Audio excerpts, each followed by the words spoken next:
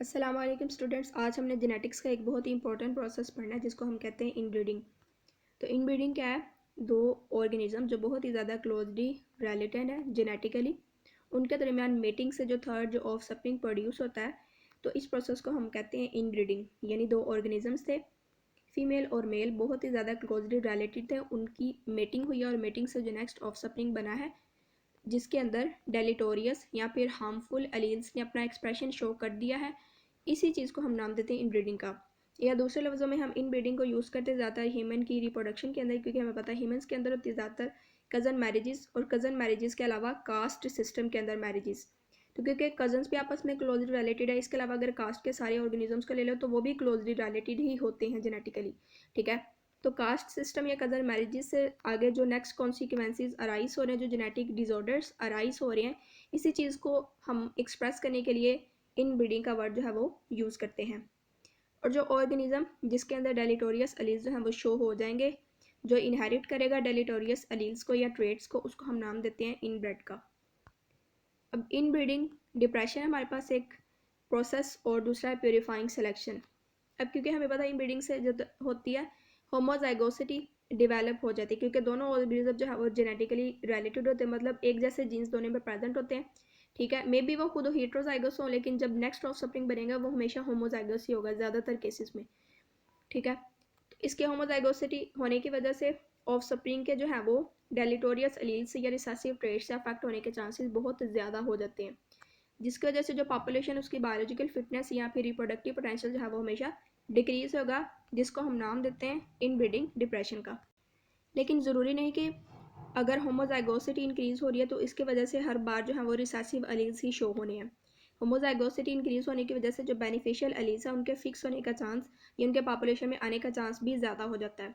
और दूसरी तरफ अगर बेनिफिशियल एलील्स फिक्स हो रही हैं तो इसका मतलब है कि जो रिसेसिव एलील्स या डेलिटोरियस एलील्स हैं उनके फिक्स होने का चांस कम भी हो रहा है साथ साथ।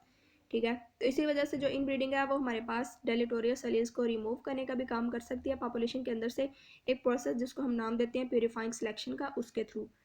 अभी हम प्यूरिफाइंग सिलेक्शन को डिटेल में देखते हैं यूजेस ऑफ इनब्रीडिंग के अंदर।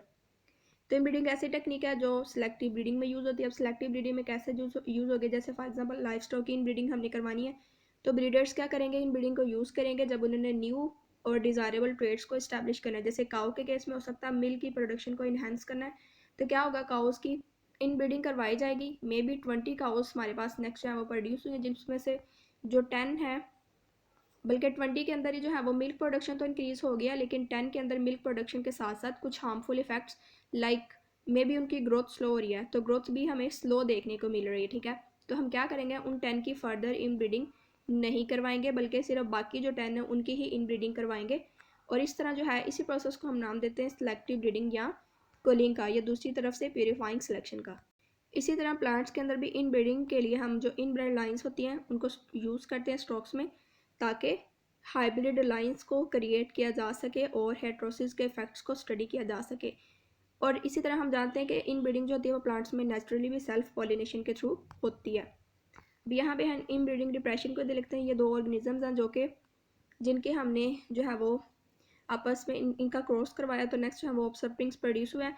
अब देखें यहाँ पे हमारे पास एक डेलिटोरियस या रिसेसिव अलील एक प्रेजेंट है, यानी हेट्रोजाइगस कंडीशन है। नेक्स्ट ऑफस्प्रिंग्स में भी हेट्रोजाइगस ही कंडीशन है, मतलब ये जो रिसेसिव एलील ये अपने आप को एक्सप्रेस नहीं कर सकता अभी, लेकिन अगर हम इनकी फर्दर इन ब्रीडिंग करवा देंगे आपस में, तो क्या होगा, नेक्स्ट ऑफ स्प्रिंग के अंदर एक्सप्रेसिव एलील होमोजाइगस कंडीशन होने की वजह से एक्सप्रेस होगा, और उस तरह जो है वो नेक्स्ट ऑफ स्प्रिंग हमारे पास अफेक्टेड होगा। दूसरी तरफ अगर हम इसकी आउट ब्रीडिंग करवा दें तो नेक्स्ट फिर से हेट्रोजाइगस कंडीशन आ जाएगी। ऑफकोर्स रिसेसिव एलील तो अभी भी प्रेजेंट है, लेकिन होमोजाइगस कंडीशन ना होने की वजह से ये अपने आप को एक्सप्रेस नहीं कर सकेगा। तो स्टूडेंट्स ये था आज का लेक्चर। अगर आपका इसमें से कोई क्वेश्चन है या कन्फ्यूजन है तो आप मुझे कमेंट के अंदर पूछ सकते हैं। अगर आपको वीडियो अच्छी लगे तो चैनल को सब्सक्राइब करें। नेक्स्ट वीडियो तक के लिए अल्लाह हाफिज़।